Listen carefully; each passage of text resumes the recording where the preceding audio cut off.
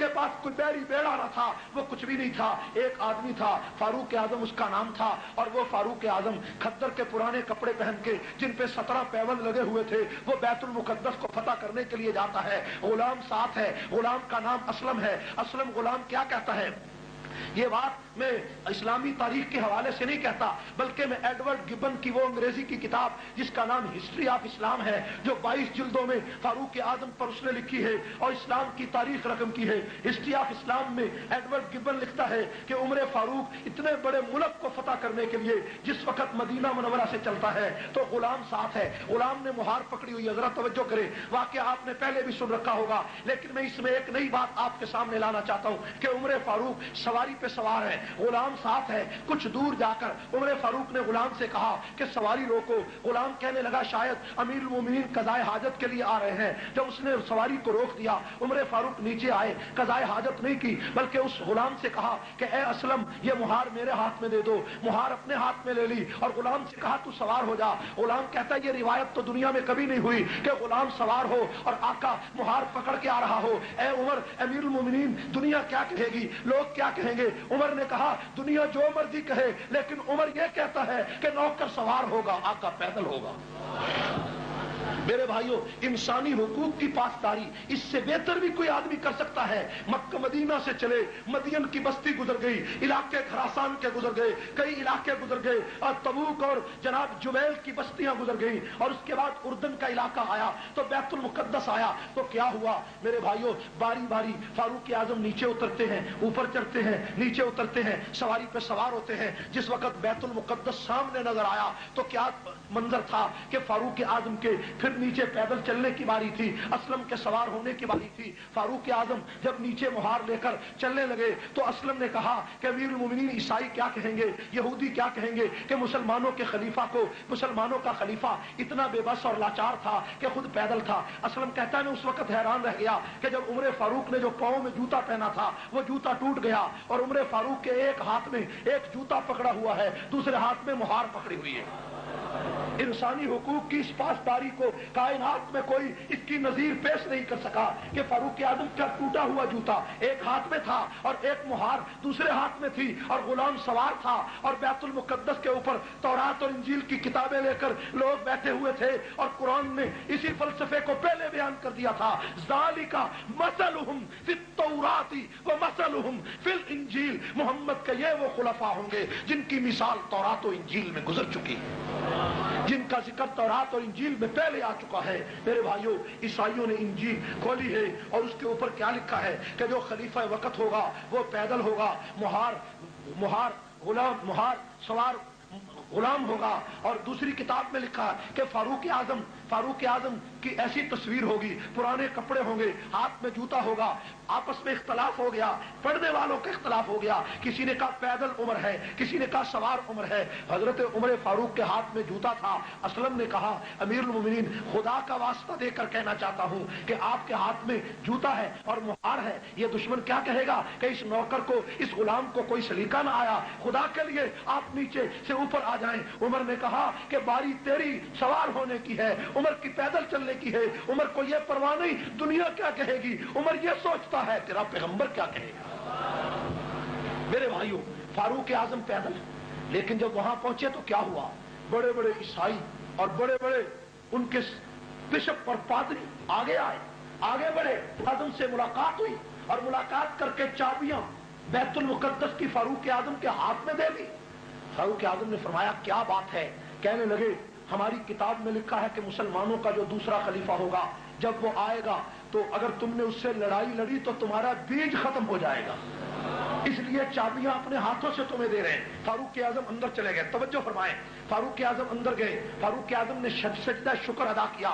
سجدہ شکر ادا کرنے کے بعد جس وقت چابیاں مل گئیں، بیت المقدس کا قبضہ مل گیا، فاروق اعظم باہر تشریف، فاروق اعظم اسی جگہ پر بیٹھے ہوئے ہیں۔ تھوڑی دیر کے بعد ایک آدمی آیا اور آ کر ایک کاغذ کا رکا فاروق اعظم کو دینے لگا۔ فاروق اعظم نے کاغذ کا رکا پڑھا اور پڑھ کر کہا کہ یہ جو جگہ ہے یہ میرے باپ کی جاگیر نہیں ہے، یہ میری نہیں ہے، یہ میں اس کا مالک نہیں ہوں، بے شک ये तुम कागज सही लाए हो, लेकिन मैं इसका मालिक नहीं हूँ। मजमा लगा हुआ था, हजारों दुनिया बैठी हुई थी, ईसाई और यहूदी तमाशा देख रहे थे। मुसलमान जो कुछ उस इलाके में रहते थे वो देखकर खामोश हो गए कि अमीरुल मोमिनीन ने एक बद्दू को ये तहरीर देखकर ये अजीब जुमला कहा कि मैं इस जगह का मालिक नहीं हूँ। फारूक आजम जब बाहर निकले तो बाहर निकलकर कुछ लोगों से मुलाकात हुई तो उन्होंने कहा, अमीरुल मोमिनीन बाकी सारी बातें बाद में पूछेंगे, पहले ये बताओ कि वो बद्दू कौन था, वो गरीब कौन था जो एक रुक्का लेकर आया था और तुमने कहा ये जगह मेरी नहीं। उमर फारूक की आंखों से आंसू निकल आए। उमर फारूक ने फरमाया कि मेरी उम्र उस वक्त 17 साल थी जब मेरा वालिद इस बस्ती में, इस इलाके के अंदर बकरियां चराने आया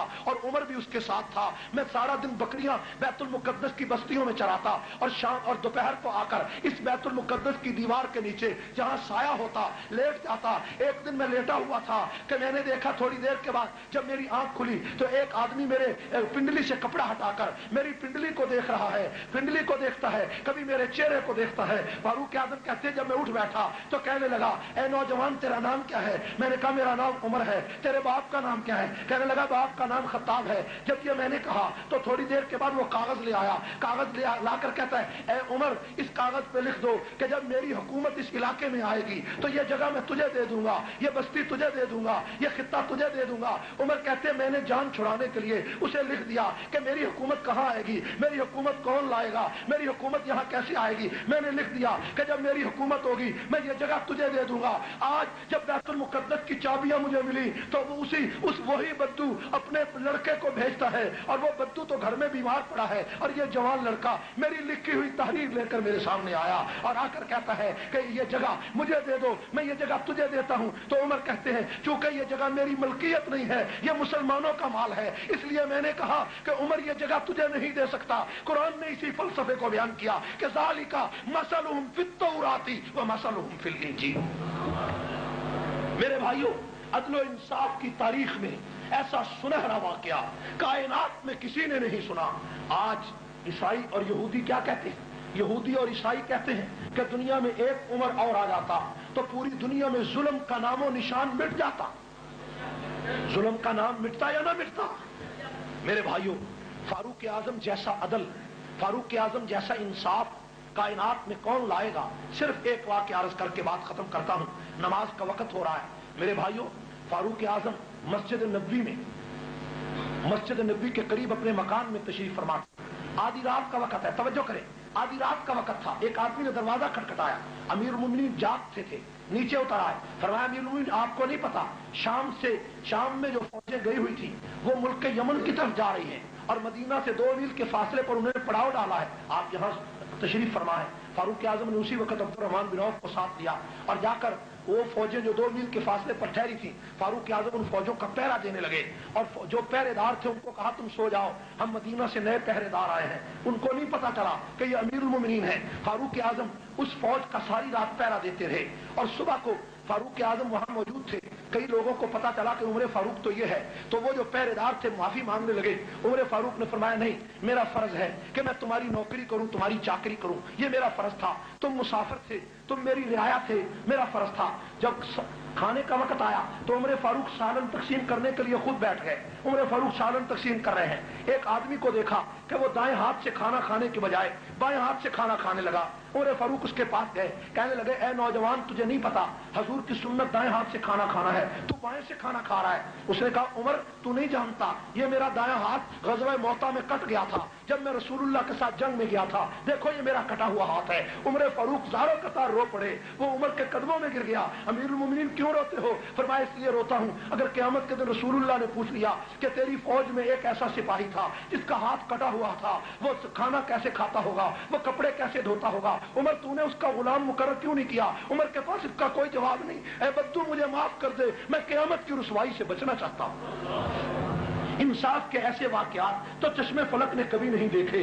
आज बरतानिया के अंदर लोग कहते हैं जनाब बच्चा पैदा होता है तो वहां पर जनाब अली 8 शिलिंग या 10 शिलिंग या पाउंड उन बच्चों के वजीफा मुकर्रर हो जाता है। आप देखते हैं कि बरतानिया में बच्चा पैदा होता है, वजीफा मुकर्रर हो जाता है, लोग खुश होते हैं। जनाब ईसाइयों का ये कारनामा है, ईसाइयों का कारनामा नहीं, ये कानून फारूक आजम ने बनाया था। मेरे भाइयों, इंसानी फलाह व बहबूद का एक एक कानून पूरी दुनिया में फारूक आजम ने बनाया। सराय उम्र फारूक ने बनाई, मस्जिद उम्र फारूक ने बनाई, फौज उम्र फारूक ने बनाई, चौकियां उम्र फारूक ने बनाई, पहरेदार उम्र फारूक ने बनाए। रियाया को एक एक आदमी के घर जाकर पूछने का पूरा तरीका सलीका उम्र फारूक ने बनाया। गवर्नरों को नौकर उम्र फारूक ने बनाया, काजियों को गुलाम उम्र फारूक ने बनाया, वजीरों को गुलाम उम्र फारूक ने बनाया। लाओ पूरी कायनात में कितनी हुकूमतें बदल गई, एक हुक्मरान ऐसा बताओ कि जो बेवा औरत का दरवाजा खटखटा के कहे कि ए अम्मा मैं तेरा नौकर तेरे दरवाजे पे आया हूं, और जब सारी रात उसके लिए लकड़ियां और चारा ढोता रहा,